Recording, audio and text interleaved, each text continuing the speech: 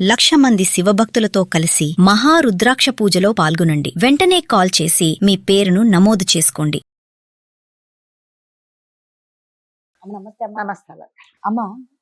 ఒంటరి తల్లుల జీవితాలు ఈ మధ్య కాలంలో చూసుకుంటే ఈ సింగిల్ మదర్స్ ఎక్కువైపోయారమ్మా. నిజంగా వాళ్ళ బాధ, వాళ్ళ కష్టం ఎవరికి చెప్పుకోవాలో తెలీదు. ఎవరికి చెప్పుకుంటే అవతల ఎవరు దాన్ని ఆసరాగా తీసుకొని వీళ్ళకేమి ఇబ్బంది, ఎలాంటి వేషాలు వేస్తారో తెలీదు. ఎక్కడైనా సరే ఈ ఒంటరి తల్లులు అనే పర్సంటేజ్ మాత్రం ముఖ్యంగా అంటే ఒక రేటింగ్ ప్రకారం మనం చూస్తే తెలంగాణలో ఎక్కువ ఉన్నారు అంటున్నారు.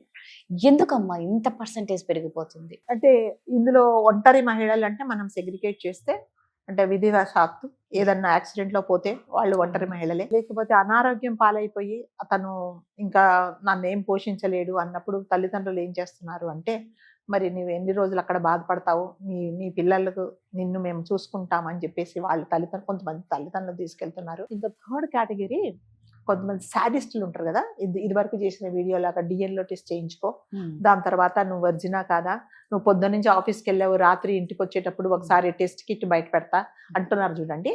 వాళ్ళందరూ ఏం చేస్తారంటే వాళ్ళ మొహం మీద పేడనీళ్ళు జల్లేసి నీవు లేకపోతే నేనేంట్రా, నేను బతుకుతానని బయటకు వచ్చేస్తాను. వాళ్ళు కూడా ఒంటరి మహిళలే. మరి మనుషుల మీద మీకు నమ్మకం లేకపోతే నీ మొహం చూసుకుంటే నేను ఎందుకుంటా? ఇప్పుడు భార్య భర్త అంటే ఏంటండి, ఒకరి మీద ఒకరికి నమ్మకం ఉంటేనే అది సంసారం అంటారు. నువ్వు పొద్దున్న లేచినప్పటి నుంచి నిద్ర లేచినప్పటి నుంచి పడుకుండేదాకా నువ్వు అన్ని డౌట్సే ఉన్నప్పుడు ఎందుకు ఉండాలి నేను నీతో? కాబట్టి ఏం చేస్తున్నారంటే ఈ నరకం అనుభవించే బదులు హాయిగా పర్లేదు నేను ఒక్కదాన్నైనా కూడా ధైర్యంగా బతుకుతాననేసి ఛాలెంజ్గా తీసుకొని వాళ్ళు ఒంటరిగా బతుకుని నిజంగా వాళ్ళనైతే నేను ఆల్వేస్ సపోర్ట్ చేస్తాను. అంటిల్ అన్లెస్ మీకు ఎటువంటి ఏంటి వేరే ఇది లేకుండా నిజంగా మీ హస్బెండ్ మిమ్మల్ని హరాస్ చేస్తూ ఉంటే ఇతనితో నేను ఇంకా ఉండలేను, కాంప్రమైజ్ అయ్యేదాకా నేను ట్రై చేశా, 99.9% నేను ట్రై చేశా, నేను కలిసి ఉండడానికే ట్రై చేశా, నా కోసమో నా పిల్లల కోసమో సొసైటీ కోసమో నా తల్లిదండ్రుల కోసమో నేను చాలా కష్టపడి ఉన్నా, ఇంకా నా ప్రాణాలకే ముప్పు, ఇంకా నేను ఉంటే ఇతనితో ఉంటే నా ప్రాణాలు పోతాయి, నేను ఉండలేను, నన్ను నేను దిగదార్చుకొని ఈ అవమానించే దగ్గర నేను ఉండలేను అని ఏ భార్య అయితే ఏ స్త్రీ అయితే బయటకు వస్తుందో నేను ఎప్పుడు 100% ఓటేస్తానండి వాళ్ళకి. ఎందుకు ఉండాలండి? అంత అవసరం ఏమొచ్చింది చెప్పండి? మనను గౌరవించని భర్త దగ్గర మనం ఎందుకు ఉండాలి?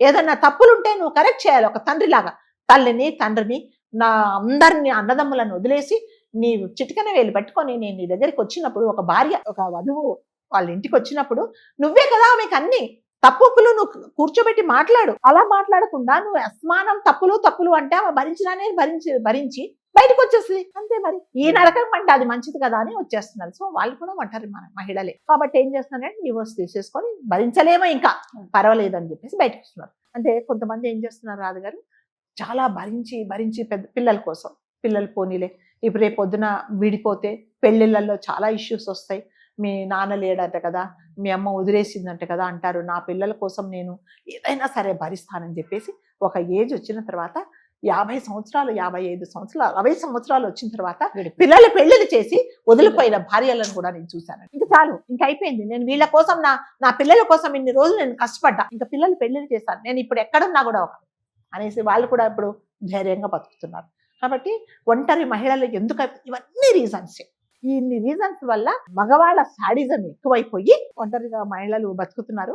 ఆ ఒంటరి మహిళలు ఏంటంటే మనకి మన అదృష్టం బాగుండి ఎవరైనా మనతో నిజంగా అంటే ఎటువంటి స్వార్థం లేకుండా ఒక స్త్రీకి నిస్సహాయ స్థితిలో ఉంది, ఈమెకు ఒక సపోర్ట్ చేస్తాను అని ఏ మగవాడైనా చేస్తే నిజంగా అతనికి హ్యాట్సప్. కొంతమంది అంట చాలా తక్కువ పర్సెంటేజ్ ఉంటారండి అలాంటి వాళ్ళు. చాలా మటుకు ఎంతసేపు వచ్చి అడ్వాంటేజ్ తీసుకొని ఏంటండి ఒక్కళ్ళే ఉన్నారు కదా అనేసి ఇంకొక వేరేలాగా ప్రవర్తించేసి వాళ్ళ క్యారెక్టర్ను తక్కువ చేసేసి ఆమె ఎంతో ధైర్యంగా బయటకు వచ్చినా కూడా మీరు ఒంటరిగా ఉన్నారు కదా.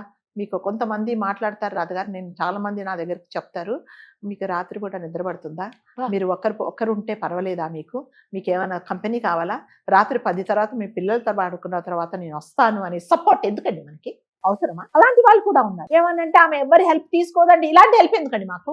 అలాంటి హెల్ప్ అవసరం లేదు కదా. అంటే నిస్వార్థంగా ఏ మగవాడైనా ఒక స్త్రీకి హెల్ప్ చేశాడు అంటే అతను దేవుడే అంటారు. ఖచ్చితంగా అవునమ్మా, కరెక్ట్. ఏ స్వార్థం లేకుండా ఏ మగవాడు చెయ్యడండి.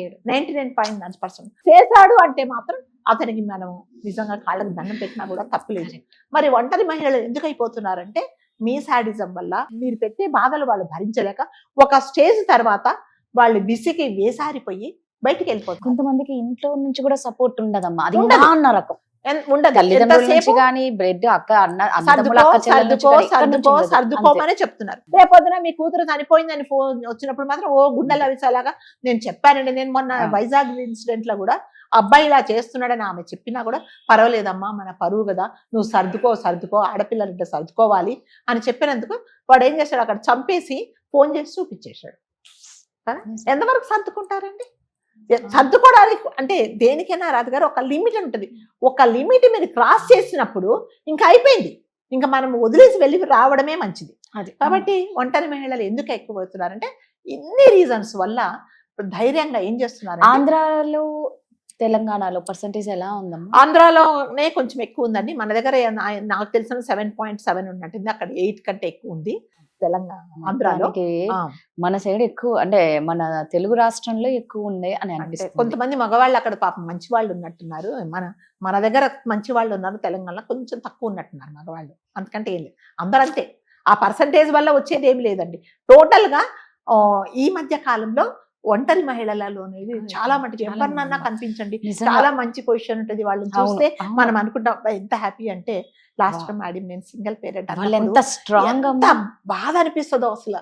సింగిల్ పేరెంట్ మేడం నేను అన్నప్పుడు అయిపోయింది కదా, మీరు అంత కష్టపడి. వాడే అన్నాడు నేను సింగిల్ పేరెంట్, నేను ఏ హస్బెండ్ అన్నా నేను సింగిల్ ఫాదర్ అని అంటాడా అన్నాడు. ఎందుకంటే చెప్పండి, సింగిల్ ఫాదర్ అని ఎవరి సింగిల్ పేరెంట్ అంటే తండ్రి బాధ్యత, తల్లి బాధ్యత నేనే చూసుకోవాలి అనే బాధ్యతతో పేరెంట్ తల్లి ఉంటుంది. కాబట్టి సింగిల్ పేరెంట్ నిజంగా వాళ్ళు ఎన్నో యుద్ధం చేస్తారు కదా. సొసైటీలో ఎన్నో మాటలు, ఆమె ఉద్యోగం చేసుకొని కష్టపడి ఇంటికి వస్తే చుట్టుపక్కల వాళ్ళు ఎన్నో మాటలు మాట్లాడతారు. ఒక స్టేజ్ లో పిల్లలు కూడా మనకు నాన్న లేడా, మా ఫ్రెండ్స్ అందరూ మీ నాన్న లేడా, మీ అమ్మాయి ఏంటి అని అడుగుతారు. సో వీటన్నిటినీ ఎవరండి ఫేస్ చేయాల్సింది? తల్లి అనేది ఛాలెంజ్ గా ప్రతి ఒక్కటి. అంటే పిల్లల్ని సమాధానపరచాలి, సొసైటీకి సమాధానం చెప్పాలి, చుట్టుపక్కల నువ్వు ఒక చోట ఆఫీసులో పనిచేస్తుంటే తోడేల లాంటి మగవాళ్ళ నుంచి కూడా కాపాడుకోవాలి, తనకు తాను ధైర్యం చెప్పుకోవాలి. ఇన్ని ఉన్న తన ఆరోగ్యాన్ని కాపాడుకోవాలి, మించి ఈ ఆరోగ్యం మీద పడుతుంది అంతే. ఇప్పుడు తండ్రి బాధ్యత, తల్లి బాధ్యత తనిస్తుంటే నిజంగా భగవంతుడి దయ వల్ల డబ్బులు ఉంటే పర్లేదండి. ఫైనాన్షియల్ గా ప్రాబ్లం ఉండి హెల్త్ ప్రాబ్లమ్స్ వచ్చిన వాళ్ళకు వాళ్ళు ఒక నరకం అన్నమాట. వాళ్ళకు ఏం చేయలేదు. ఏంటమ్మా నానుంటే చూసుకునేవాడు కదా అని అంటారు. కొంతమంది ఈ మధ్య కాలంలో మగపిల్లలు అంటున్నారు, పర్లేదమ్మా వద్దు, నిన్ను ఇంత బాధ పెట్టే తండ్రితో మేము ఉండం, మీతోనే ఉంటామనే పిల్లల్ని కూడా మనం చూసాము. కాబట్టి పర్సంటేజ్ గురించి మనం అది పెద్ద ఇంపార్టెంట్ కాకపోయినా ఒంటరి మహిళలు ఎందుకు ఎక్కువవుతున్నారంటే భరించి ఇంకా భరించే శక్తి లేక బయటకు వచ్చేసి ఇండిపెండెంట్ గా బతుకుతున్నారు. కాబట్టి అలాంటి వాళ్ళకు వీలైతే సపోర్ట్ చేయండి, వీలైతే ఏదైనా మంచి మాట చెప్పండి, లేదంటే వాళ్ళ మీద బ్యాడ్ కామెంట్స్ మాత్రం చేయకండి. నిజంగా అలాంటి సింగిల్ మదర్స్ అందరికి ఒక సెల్యూట్ అనుకో. Yes, salute. థ్యాంక్ యూ అమ్మా.